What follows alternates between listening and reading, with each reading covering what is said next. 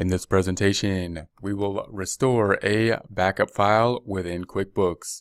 For more accounting information and accounting courses, visit our website at accountinginstruction.info.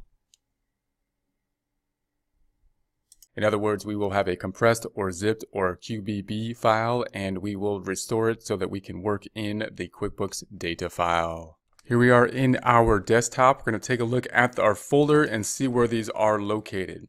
Within here, we have the QuickBooks backup file and the data files. Now remember, we would want these on two different drives in practice if the function is to be secure to support the data. However, here we're going to put them side by side so we can see the two files. And we have the backup files and the data files. Now if we double click on the data files, we've made a QB1 and a QB2 at this point. We're going to put the new data file in QB3. And so we'll have three variants, or three, they'll be exactly the same so far, but we can potentially have three different data files there that we can test with. And that's one of the benefits of the desktop version, is that we can have these backup files. We can have multiple files. We can have multiple client files, multiple files for one client. That's really helpful. However, we need to be able to sort these different files and make sure that we know which file we are using, which file we are in. We're going to restore our data file then to this QB3. This is where we want to put it. Nothing's in here so far. If we go back to the guitar lessons, we go to the backup files, we are going to be looking at the QB1 backup file. So this backup file here is going to be the one we want to restore, and we're going to restore it to a different location. So this is a QBB file or backup file. It will not go away once we restore it. It'll still be there, but we will create a new file that will be restored. I restored a QBW file to the other location we just saw. Now we're going to open up QuickBooks, and as you open up QuickBooks, it's probably going to open to the last file you were in, and if it was a Get Lessons and Equipment file, that's what it's going to open to, and that might be confusing because that's what we're trying to restore. We're trying to restore a copy of that file. So note that that's going to be one of the challenges. We got to know what file we're in. We might have multiple files in the same company if we're trying to do some different things to it. It's more likely that we'll have different files for different companies when we're in practice, and basically one main file we work in for each individual company. But if we're testing things, then we could have different files as well, such as here. So what I'm going to do here is we could just go straight from here and go to File and Restore. And restore even though this company is open, and QuickBooks will then, we can open or restore, and QuickBooks will close this company and then go through the restoration process. But that can be a little bit confusing, so a lot of times it's easier to just close the company that we're in.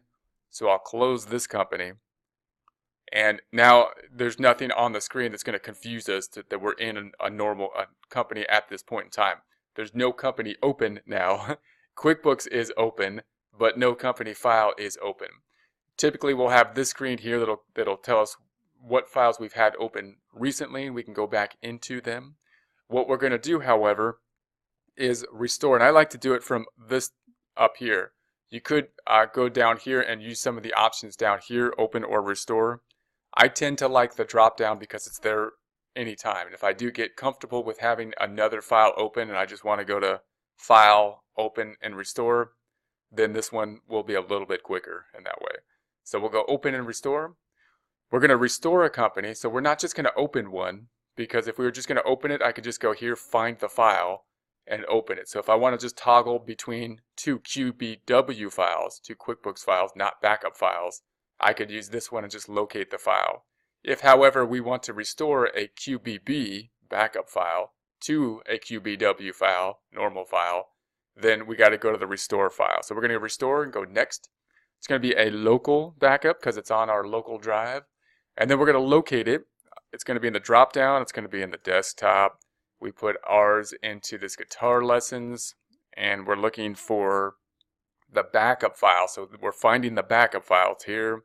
It's in QB1, and there it is. It's a backup file. So here it is, backup. So I'm selecting that. I'm just going to double click, or you can click on it once and say open. And then we're going to see where we want to put it. So we're going to have to browse twice here. One, to find the file, and two, to know where to put the file. So we're going to say next. And now we got to know where to put it.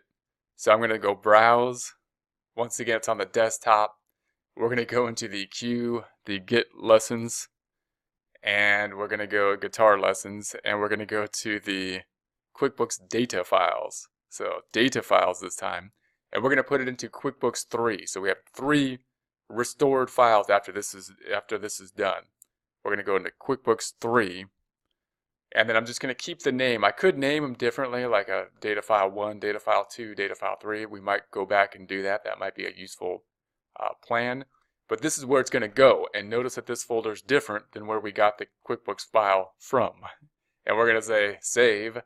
It'll go through that process. Might take a little bit of time because, again, the QuickBooks files are fairly large, and we're unzipping the QuickBooks file to get to a restored QuickBooks file. Once done, it should be restored and look like this, and then let's go back into our folder and see what we have there. Here we are in our guitar lessons and equipment. We've got the backup files and we've got the data files. Now the backup file didn't go away. If we go in the backup files in QuickBooks 1, it's still there. So it didn't delete the backup file. It's not like it unzipped the backup file and now I have one unzipped file. No, the zipped file is still there. It made another file and unzipped it. So decompressed it, whatever we want to call it. And then we're going to go back to this item. If we go into the QuickBooks data file, then now we've restored it to this location. So if we go into there, and notice it created all this other junk. I'm not sure we need all the other junk, but this is the main data file, and it's a QBW file that we have here. So this is the main file we have. This is the open file that we are currently working in.